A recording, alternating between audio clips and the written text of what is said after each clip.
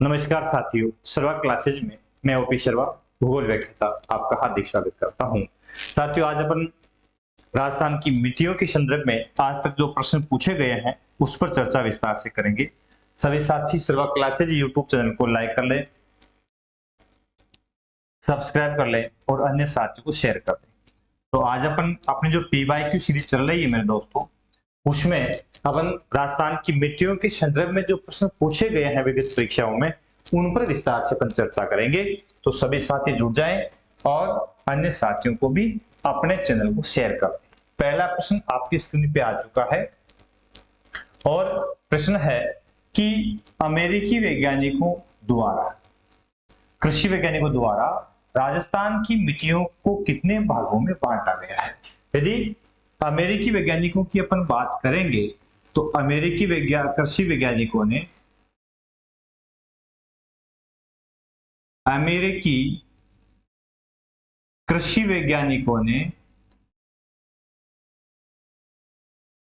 संपूर्ण विश्व को 14 भागों में बांटने का प्रयास किया मिट्टियों के आधार पर। और जब राजस्थान की बात आई तो राजस्थान को उन्होंने 5 भागों में बांटा। कितने भागों में बांटा? 5 भागों में बांटा। जैसे ये राजस्थान का यदि अपन मानचित्र ले तो उसमें मुख्य रूप से उनका वर्गीकरण अपन देखेंगे तो ये जो पश्चिमी इलाका मुख्य रूप से है तो रेतीली मिट्टी पाई जाती है। इस भाग को उन्होंने नाम दिया, सबसे पश्चिमी जो भाग है ना, तो उसका नाम दिया एंटीसोल। एंटीसोल्स। उसके बाद में जो अर्ध शुष्क भाग मुख्य रूप से है उसको नाम दिया एरिडोसोल्स। एरिडोसोल्स है ना। फिर बच गया अपना हाड़ौती का जो पठार था, यहाँ पे काली मिट्टी पाई जाती है मुख्य रूप से। कौन सी मिट्टी? काली मिट्टी। तो इसका नाम दिया उन्होंने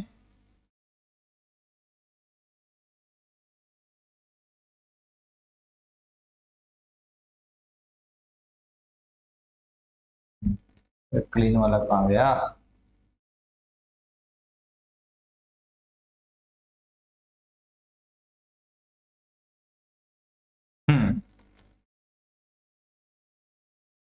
तो हाड़ौती वाला जो भाग था इसका नाम दिया, यहाँ पे जो मिट्टी थी उसका नाम रखा वर्टिसोल्स। काली मिट्टी मुख्य रूप से होती है उसको वर्टिसोल के नाम से पुकारा जाता है, ठीक है ना।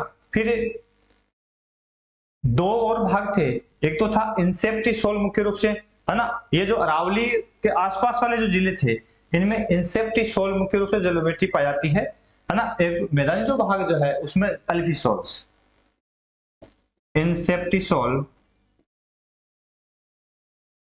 और ये जो मैदानी भाग है उसका नाम था अल्फिसोल। इस प्रकार से 5 भागों में राजस्थान की मिट्टियों को अमेरिकी मृदा वैज्ञानिकों ने, कृषि वैज्ञानिकों ने वर्गीकृत किया। तो एंटी, एरडी, इंसेप्टी, अल्फी, वर्टी, इस प्रकार से। आगे अपन विस्तार से इसका वीडियो पर ने डाल रखा है अपने क्लासेस भी, वहां मिट्टी वर्गीकरण, मृदा वर्गीकरण है, विस्तार से आप पढ़ सकते हैं। एंटीसोल्स मृदाएं राजस्थान के किस भाग में पाई जाती है ना। तो एंटीसोल है मुख्य रूप से कौन सी मिट्टी है? रेतीली शुष्क, रेतीली शुष्क या पीली मिट्टी। तो ये राजस्थान के पश्चिमी भाग में मिलती है। कहां मिलती है? पश्चिमी भाग में मुख्य रूप से पाई जाती है ना। याद रह जाएगा, सिंपल सी बात। फिर अगला प्रश्न आपके समक्ष आ चुका है। अब अगला प्रश्न है, देखिए ध्यान से, कि मिट्टी की रेंगती हुई मृत्यु किसे कहा जाता है? मिट्टी की रेंगती हुई मृत्यु, धीरे धीरे रेंगती हुई मिट्टी की मृत्यु किसे कहा जाता है? तो रेंगने का मतलब अपरदन से है ना। चाहे जल के द्वारा अपरदन हो, चाहे वायु के द्वारा अपरदन हो। वायु जल हो चाहे हिमानी से हो, जो अपरदन से जो मिट्टी वेस्ट होती है मुख्य रूप से उसकी परत जो है वो बह करके कट के चली जाती है, उसको मिट्टी की रेंगती हुई मृत्यु के नाम से पुकारा जाता है, ठीक है। अगला प्रश्न देखो। अगला प्रश्न आपकी स्क्रीन पे आ चुका है, उसमें लिखा है राजस्थान में सर्वाधिक जल अपरदन किस जिले में होता है? तो जल का अपरदन वही होगा जहां वर्षा ज्यादा होगी, नदियां ज्यादा प्रवाहित मुख्य रूप से होगी।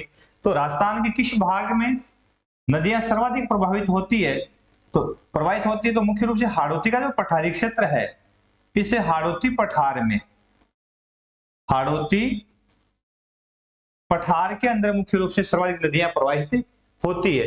तो यही भाग है जिसमें जहां नदियां प्रवाहित होती है, चंबल और उसकी सारी नदियां, उसी भाग में क्या होगा, जल से अपहरण ज्यादा होगा। तो सर्वाधिक अपहरण कहां होता है, मुख्य रूप से कोटा जिले। सही आंसर क्या हो जाएगा इसका, कोटा, सबसे अधिक जल अपहरण होता है। अगला प्रश्न देखो, राजस्थान में सर्वाधिक बीहड़ भूमि किस जिले में पाई जाती है।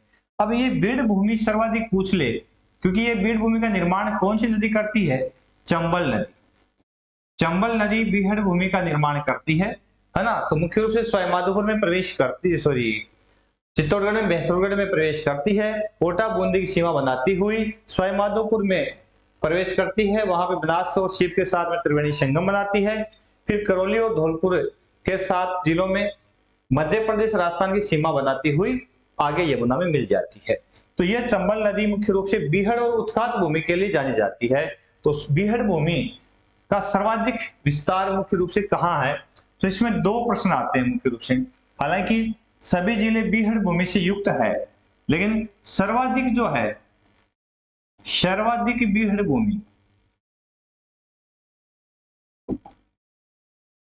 इसमें यदि प्रतिशत में पूछ ले तो प्रतिशत में तो राइट आंसर हो जाएगा धौलपुर, ठीक है ना।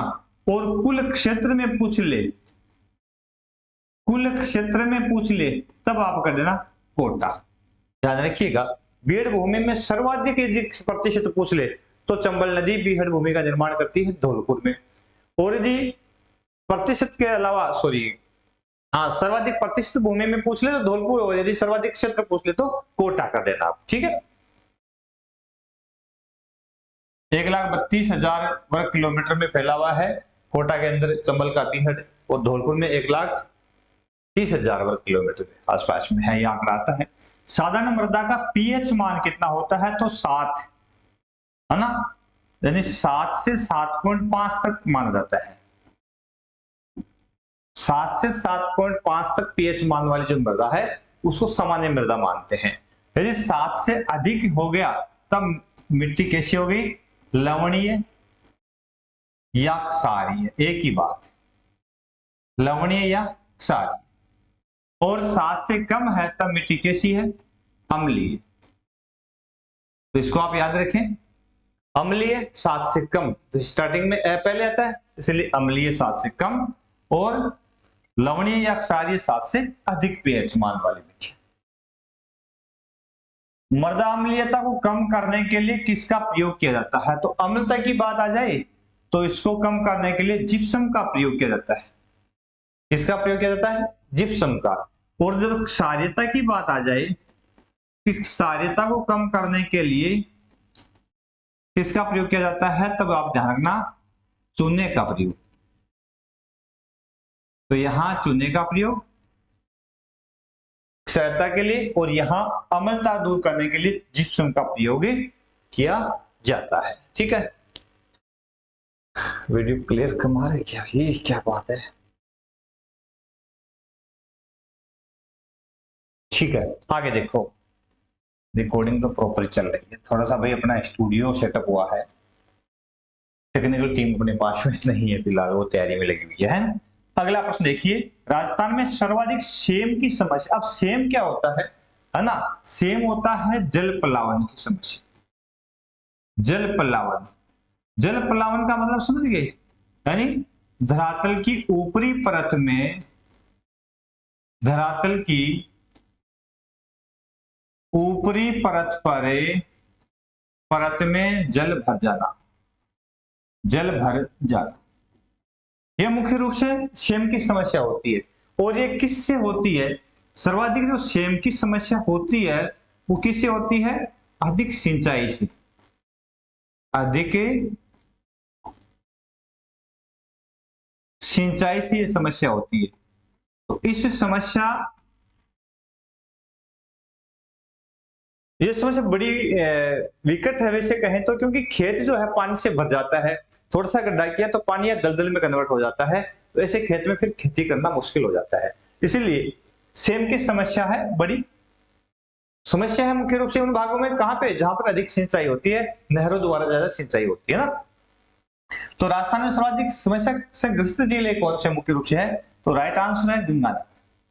सबसे अधिक सेम की समस्या से ग्रस्त है गंगानगर, प्रथम स्थान पर, और सेकंड स्थान पर है हनुमान। ठीक है, तो यहाँ जो इंदिरा मुख्य रूप से जो अपनी घग्गर नदी आती है उसका प्रवाह होता है, साथ साथ में इंदिरा गांधी नहर जो आती है उसकी शाखाओं से यहाँ सिंचाई, यहाँ उसकी नहरों से सिंचाई मुख्य रूप से होती है ना। तो इस कारण से सबसे अधिक सेम की समस्या कहाँ मिलती है, गंगानगर में, और नहर से सिंचाई में ही ज्यादा है ये, है ना। नलकूप या जो अपनी फुहारा पत्ती है उसमें इतनी समस्या इसकी नहीं आती है। नहर की सिंचाई में इसीलिए ज्यादा आती है कि उसमें पानी डायरेक्ट दिया जाता है, खेत को पानी से भर दिया जाता है ना, अवनलिका के द्वारा।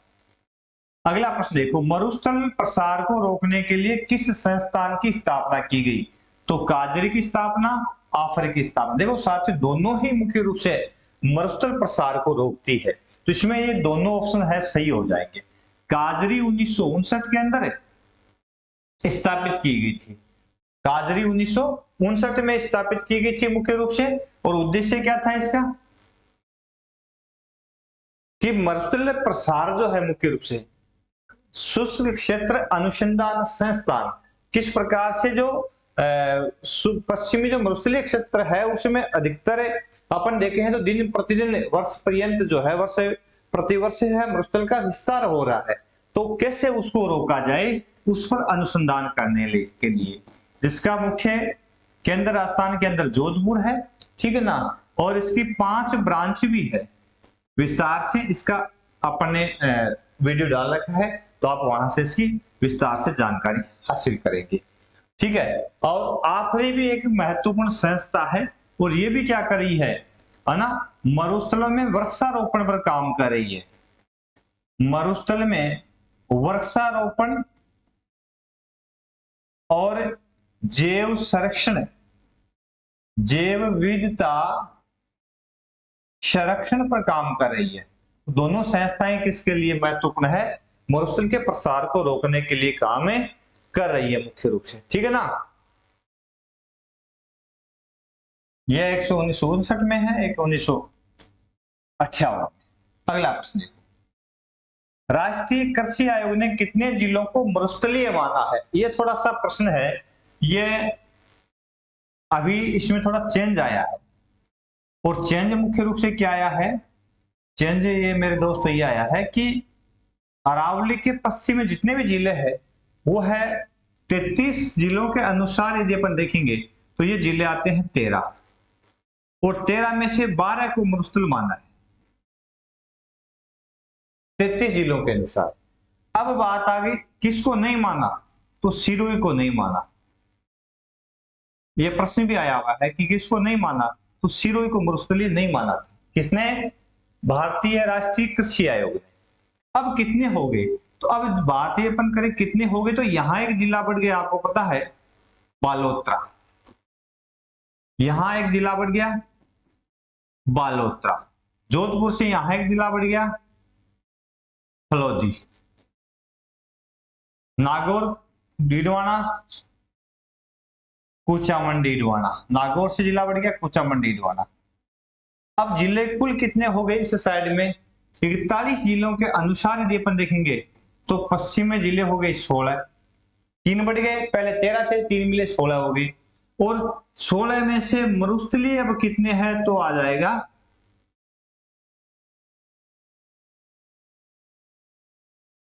15। समझ गए, तो अब राइट आंसर है, अब ये जो ऑप्शन है पुराने प्रश्न पत्र पुरानी परीक्षा में पूछा गया है, तब तो इसका राइट आंसर था 12, और नए जिलों के अनुसार अब आंसर कितना आएगा 15, ये आएगा। ठीक है, याद रखना आप। अगला प्रश्न देखो, मिट्टी के लिए मृदा के लिए शानदार प्रश्नोत्तर सीरीज अपने पहले की डाली हुई है, साथ साथ में अपने इसके संपूर्ण व्याख्या जो थ्योरी की क्लास है वो डाली हुई है। राजस्थान की पहली मिट्टी परीक्षण प्रयोगशाला की स्थापना कहां की गई? तो जब मिट्टी परीक्षण प्रयोगशाला की बात आए तो राइट आंसर है जोधपुर में की गई। कहां की गई? जोधपुर के अंदर मुख्य रूप से, है ना। सही आंसर इसका ये हो जाएगा। अगला प्रश्न है मृदा स्वास्थ्य कार्ड योजना का शुभारंभ कब हुआ? तो यह मोदी जी द्वारा की गई थी 19 फरवरी 2015, सूरतगढ़ गंगानगर से की गई थी। सूरतगढ़ गंगानगर से, है ना, मोदी जी द्वारा की गई थी। और मृदा स्वास्थ्य कार्ड योजना रखी, है ना। और इसका ध्येय भी एक ध्येय नारा क्या रखा था इसका? स्वस्थ धरा खेत हरा। इसका लोगो रखा था, नारा रखा था स्वस्थ धरा खेत हरा, ठीक है ना। ये भी ध्यान रखना, ये किस योजना से संबंधित है। तो आपको पूछ ले तो आप बता देना। निम्न में से किन जिलों में वर्टिशोल, अब वर्टी की बात आए ना तो वर्टिशोल है काली मिट्टी। वर्टिशोल कौन सी मिट्टी है? काली। और काली मुख्य रूप से राजस्थान के किस भाग में है? दक्षिणी पूर्वी भाग में। किस भाग के अंदर यहां काली मिट्टी पाई जाती है? हाड़ौती के पठार में। तो हाड़ौती पठारी जिले यहाँ पे कोटा झालावाड़ है, तो ये सही हो जाएगा, ठीक है ना। सीकर जैसलमेर बाड़मेर में रेतीली मिट्टी है, रेतीली पीली या भूरी। सीकर जयपुर वाला जो क्षेत्र है इसमें भी मुख्य रूप से अर्ध शुष्क मिट्टी है, रेतीली मिट्टी अपन कहेंगे, है ना। तो यहाँ राइट आंसर कोटा और झालावाड़ वर्टिशोल के लिए। अगला प्रश्न आपके समक्ष है कि स्वस्थ धरा खेत हरा ये नामक नारा जो किसी से है? तो मृदा स्वास्थ्य कार्ड, अभी चर्चा कर ली अपने मृदा स्वास्थ्य कार्ड से संबंधित, जिसका शुभारंभ मोदी जी ने कहां से किया था? सूरतगढ़ गंगानगर से। अगला प्रश्न, निम्न में से मृदा अपरदन का प्राकृतिक कारक कौन सा है? दो तरह से मृदा अपरदित होती है, एक तो कृत्रिम यानी मानवीकृत, मनुष्य करता है मृदा अपरदन, जैसे खेतों को खोदता है, पहाड़ों को काटता है, तोड़ता है, नली का अपरदन, है ना। खेत की जो जुताई करता है, तो कई कारणों से होता है। एक प्राकृतिक में जैसे नदियां प्रवाहित होती है, आंधियां चलती है, तो कई कारक इसमें है। तो मृदा अपरदन के लिए मुख्य रूप से जल और वायु दो होते हैं ना। तो प्राकृतिक पूछ लेना तो इसमें नगरीकरण ये मानवीय है, अति पशुचारण मानवीय क्यों मनुष्य चलाता है पशु, अम्ल वर्षा इससे यदि कोई मृदा खराब होती है ना। अपरदन से मतलब यहाँ कटाव से नहीं है, यहाँ यदि अपन लिखेंगे थोड़ा सा परसेंट टाइप में मिस्टेक हो सकता है। मृदा अवकर्षण कह सकते हैं इसको, अवकर्षण गुणवत्ता में कमी, है ना। तो ये अम्ल वर्षा। अम्ल वर्षा का क्या होती है आपको पता है? यानी वायुमंडल में पाए जाने वाली कुछ हानिकारक गैसें, है ना, जैसे CO2 हो सकती है, CFCS हो सकती है, कई जो विभिन्न प्रकार के जो गैसेज है ना।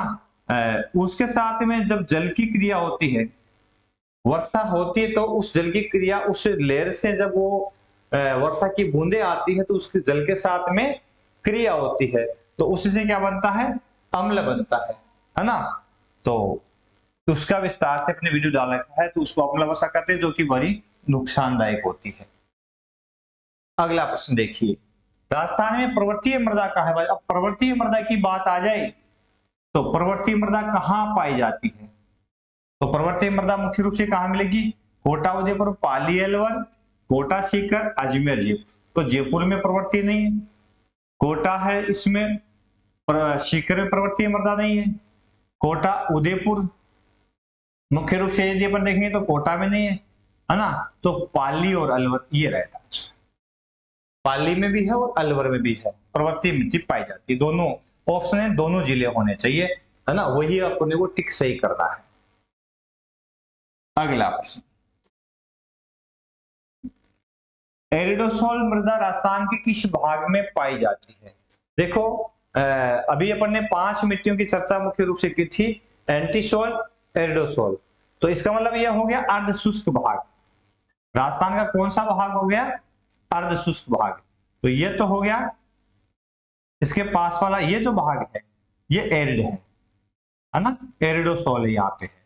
तो इस भाग में तो इसको अपन क्या मानेंगे, शुष्क भाग, आर्द्र भाग सभी या अति आर्द्र भाग तो शुष्क भाग। और क्योंकि पश्चिमी है तो शुष्क ही दे रखा है इसमें ऑप्शन। यदि अर्ध शुष्क होता तो अपन क्या करते, अर्ध शुष्क करते है ना। यदि अर्ध शुष्क होता अर्ध शुष्क करते, सिर्फ शुष्क लिखा है तो पश्चिमी भाग मुख्य रूप से है तो शुष्क प्रदेश है। अगला देखो, अगला प्रश्न है कि खारी और लवणीय भूमि को क्या कहा जाता है। तो ऐसी भूमियां जो खारी और लवणीय है उसको कल्लर के नाम से पुकारते हैं। कल्लर भूमि है ना, उपजाऊ तो हो नहीं सकती। ऊसर, वैसे ऊसर भी होती है ना, लेकिन मुख्य रूप से ऐसी भूमियों को कल्लर कहा जाता है। लवणीय भूमियों होती है ऊसर ही है, वैसे उपजाऊ तो होती नहीं। लिली, सुकड़ी, रंकड़ आदि किसके लिए प्रयोग में किया जाता है, तो ये मिट्टी के लिए मुख्य रूप से काम में लिया जाता है। बात मिट्टी के बात कर रहे हैं। और अगला प्रश्न, इस सीरीज का अंतिम, राजस्थान के किन जिलों में दोमट मिट्टी पाई जाती है। देखो जो दोमट मिट्टी या जलोढ़, दोमट मिट्टी है उसके जलोढ़ भी इसे ही कहते हैं और कछारी भी इसे कहते हैं। इसका मतलब दोमट, जलोढ़ और कछारी मुख्य रूप से।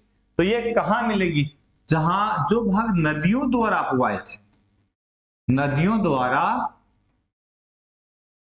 अपवाहित है उस भाग में मुख्य रूप से ये मिट्टी, क्योंकि नदियां लाके बिछाती है इस मिट्टी को। तो कहां है, जैसलमेर, बाड़मेर नदियां नहीं बहती। डूंगरपुर, बांसवाड़ा मुख्य रूप से है, लेकिन यहाँ की जो मिट्टी पाई जाती है नदियों द्वारा अपवाहित है, लेकिन यहाँ मिट्टी जो है पथरीला धरातल होने के कारण लाल लोमी मिट्टी पाई जाती है मुख्य रूप से यहाँ पे। कोटा और बूंदी, तो कोटा के अंदर मुख्य रूप से यहाँ मध्यम काली और काली मिट्टी मिलती है। तो बचा कौन सा, गंगानगर, हनुमानगढ़। ठीक है, तो यहाँ पे घग्गर नदी का जो प्रवाह क्षेत्र मुख्य रूप से है, वहां पे गंगानगर, हनुमानगढ़ के अंदर मुख्य रूप से घग्गर नदी के द्वारा दोमट या कछारी मिट्टी का निक्षेप होता है। और कुछ हद तक यदि अपन कोटा की बात करेंगे ना, तो यहां पर भी आपको थोड़ी मात्रा में आपको कछारी या दोमट मिट्टी मिल जाती है, समझ गए। तो यहाँ पे घग्गर का जो बेसिन मुख्य रूप से है इसमें कछारी मिट्टी मिलती है, तो गंगानगर और हनुमानगढ़। तो ये था अपनी राजस्थान की मिट्टियों के संदर्भ में बड़ी महत्वपूर्ण प्रश्नोत्तर सीरीज। सभी साथी अपने श्रवा क्लासेज यूट्यूब चैनल जो है उस चैनल को लाइक करें, सब्सक्राइब कर ले, अन्य साथियों को भी क्लास को शेयर करें और अपना खुद का एप्लीकेशन जो है उसको इंस्टॉल कर लें गूगल प्ले स्टोर से, है ना। राजस्थान की पीवाईक्यू सीरीज के लिए बड़ा महत्वपूर्ण है, रीट मेंस के लिए, फर्स्ट ग्रेड के लिए, सेकंड ग्रेड के लिए संपूर्ण। और इसके अलावा जो भी राजस्थान की टॉपिक है, विश्व की टॉपिक है, इंडियन टॉपिक है, ऑल ओवर एग्जाम, जिन एग्जाम्स में ही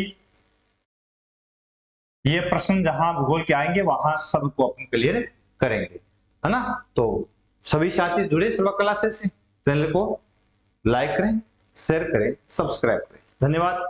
जय हिंद, जय भारत।